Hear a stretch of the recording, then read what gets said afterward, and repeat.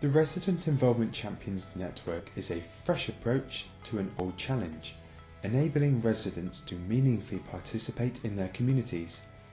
We are a support network of regional leaders in the field of community engagement, run by officers for officers. Our aim is simply to inspire new and better ways of working through the sharing of good ideas and practices. If we share good things, we can learn new things, and with these new ideas, we can start to help others improve too.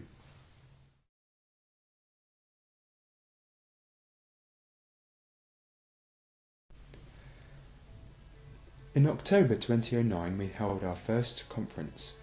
This was the first National Involvement Workers Conference and, frankly, we weren't sure whether many delegates would come. But in the end, even London's Guild Hall wasn't big enough to house everyone who wanted a place. Our theme was Into the Dragon's Den. Let me give you a little taste of what happened.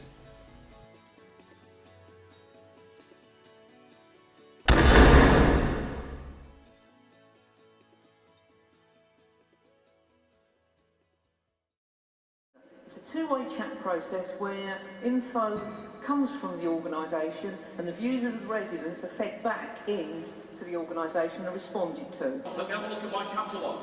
We have made real partnership arrangements with local firms and wider, and so thank you for all that you've done over the last year. Enjoy your weekend in Brighton. In terms of VFM, we normally stomp up money and scattergun and cross our fingers. This way, we've had it.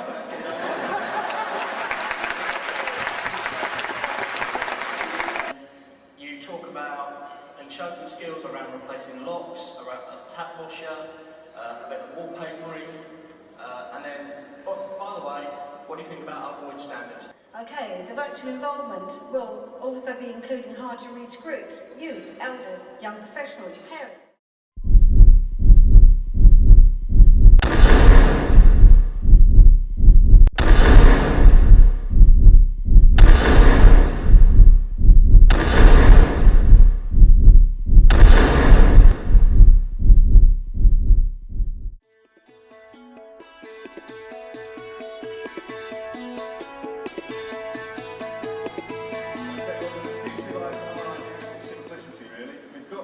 Working with us always, and we need, they are our greatest resource.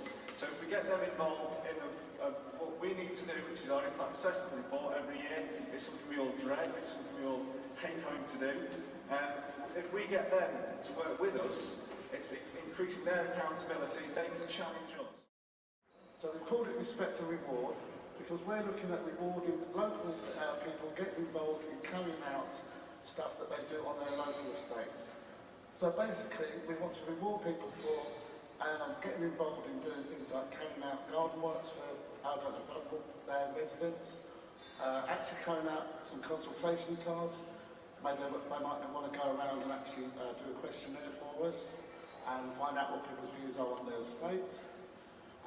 Organising events, they actually organise events, rather than the officers keep doing that, and other resident involvement tasks.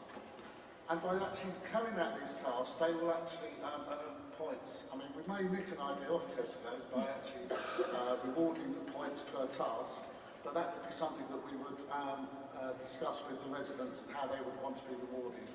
Now, we did have a discussion on our table about how it might be dominated by one or two people, so we would want to maybe limit the reward so that you don't have people gaining too many rewards and it's all dominated by one or two people. The link to Achieve, as I said earlier, came out of a conversation that Dizzy Rascal had with Jeremy Paxford. It was really interesting, but he was somebody that came from probably a very disadvantaged area and has made it, and is inspirational, I feel, to young people. A couple of years ago, I did some outreach work. If I could just say that I work for a small organisation in Brent, in a ward which is sort of amongst the 10% sort of most deprived wards in the UK. Sort of partnerships, local partnerships that you're looking to put into place. I mean, within a community you have a large range of stakeholders, don't you? For example, like local churches, like local other social groups. How are you really going to make this work in terms of stakeholders actually within the community?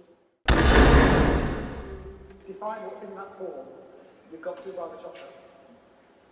They are now working with me in an impact assessment monitoring group to decide what's in that form.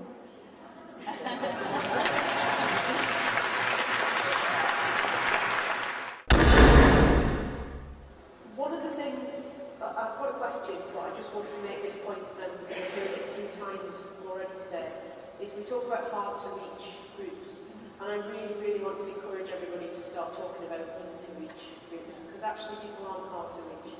You've just got to go out there and actually do it.